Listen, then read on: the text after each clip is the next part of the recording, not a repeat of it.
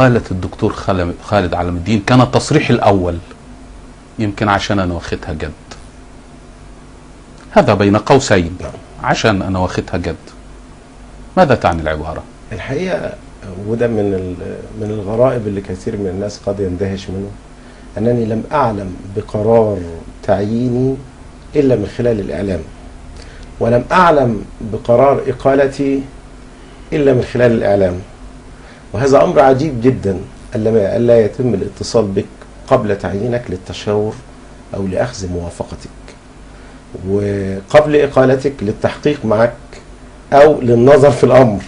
فهذا أسلوب يدل على أن إدارة مؤسسة الرئاسة في مصر تدار بشكل غير مؤسسي.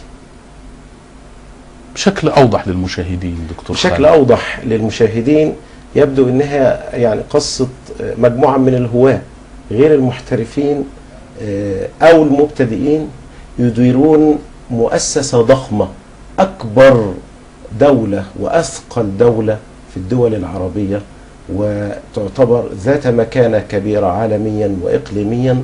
مصر بثقلها التاريخي والحضاري لابد أن تدار بشكل مؤسسي لا بشكل هواه. هل هذا يعني أن الإدارة في مصر أو مؤسسة الرئاسة على وجه التحديد تدار بشكل عشوائي؟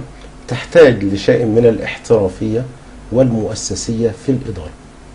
هل هذا ما دفعك إلى أن تقول أن الرئيس مغيب عن المشهد، لذلك فإن الرئاسة مرتبكة؟ نعم، قلت أن الرئاسة مرتبكة، وأن الرئاسة والحكومة فشلتا في إرضاء المصريين وفي تحقيق ما كانوا يصبون إليه ويعلقون عليه الآمال، ولكن لم أقل أن الرئيس مغيب. الرئيس مشارك في وسط مجموعة من المستشارين من الحرية والعدالة على تواصل بشكل ما بحزبه ودعوته.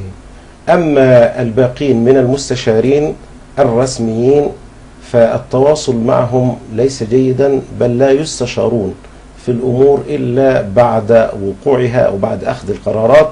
وهذا ما أكده كل المستشارين المقالين بل والحاضرين، وكلنا كنا نسأل حتى النائب والمساعدين عن كثير من القرارات، فقلنا لم نعلم بها إلا من خلال الإعلام. ما أريد أن أؤكد عليه وأوضحه جيدا أنني فعلا لم أكن أرغب في الدخول في مجال السياسة، وعندما دعيت للترشح لمجلس الشعب السابق وكذلك مجلس الشورى وتم الإلحاح علي من حزب النور بل ومن قيادات الدعوة السلفية، رفضت ذلك بشدة وقررت أن أبقى في الدعوة.